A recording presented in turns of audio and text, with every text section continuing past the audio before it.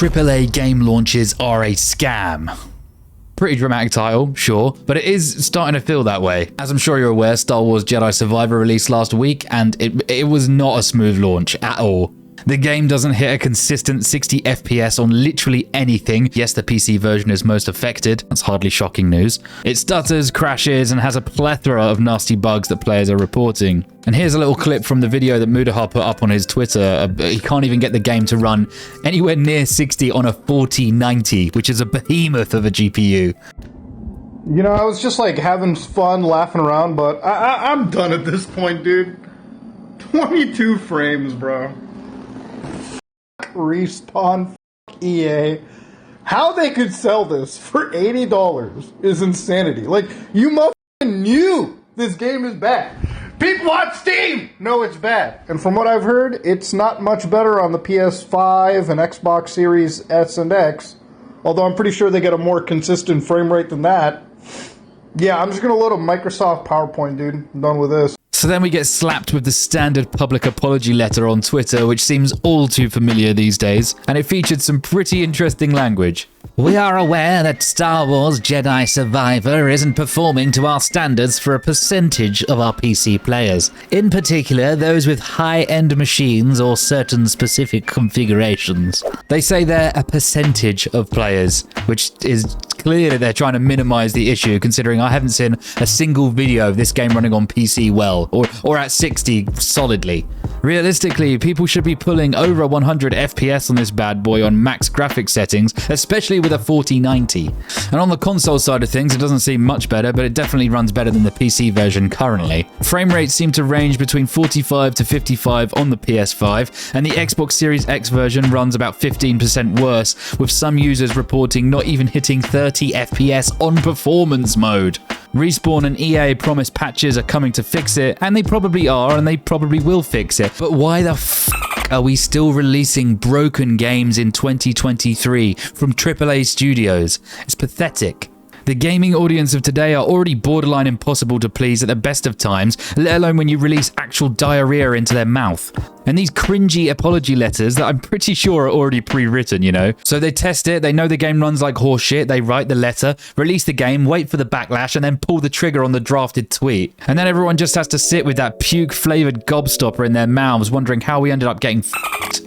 Again. It's embarrassing. EA, you should be ashamed of yourselves. I'm not mad. I'm just disappointed. But why do they care? They've got all your money on those juicy pre-orders and deluxe editions. Of course, they're not going to warn you that the game is borderline unplayable, because then you'd just cancel your pre-orders, wouldn't you? Remember, guys, they have investors and men in suits who don't even play video games to impress before they give a shred of a shit about us. So let's take a moment and try and figure out whose fault this is. This isn't a witch hunt, all right? Well, it sort of is, but more educational and less aggressive. So for one thing, let's not harass the developers of the game, or harass anyone for that matter. Game devs work extremely hard and they're very passionate about their jobs, usually.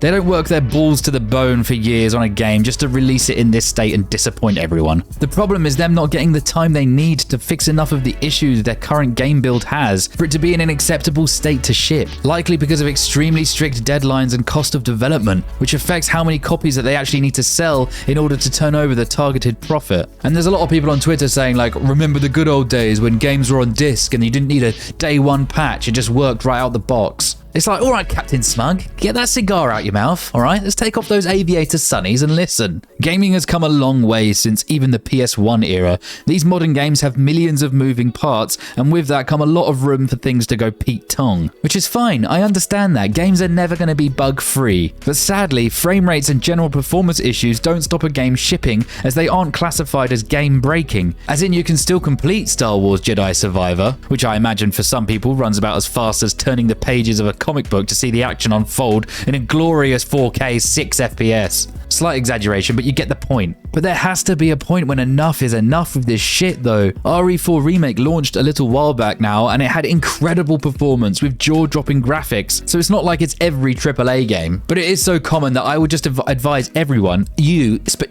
watching this, never pre-order a game. Never give your hard-earned rupees to a company before you're assured that the product you're buying is what you expected.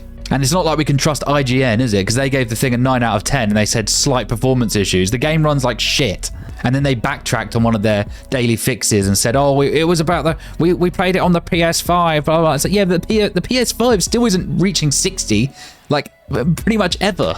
It's a joke. But it's basically a scam what these guys are doing nowadays. You don't see any of the gameplay in the trailers running like horse manure, which could be considered false advertising if you wanted to make that argument. Underneath the awful performance, the actual meat and two veg of this game itself look pretty good. Definitely a worthy looking sequel to Fallen Order. However, I'm not even going to touch my copy. It's just going to sit in my Steam library until they fix their shit. Anyway, this has gone on too long now, and I would have had this video out earlier, but I was working and didn't get the time, boo-hoo. But I still felt compelled to chime in because this is something I do feel quite strongly about. It's something I'm sure we all want to see changed, and if we speak up more about this instead of just laying back and swallowing these sour loads and smiling, then maybe we can see some changes in the future. What do you think, guys? Have you had a chance to check out Jedi Survivor yet, or are you just gonna hard pass like I am until it's actually playable? Let me know in the comments. Like this video if you liked it, guys. Dislike it if you didn't. Subscribe if you want to see more from me, and I'll see ya when I'm looking at you.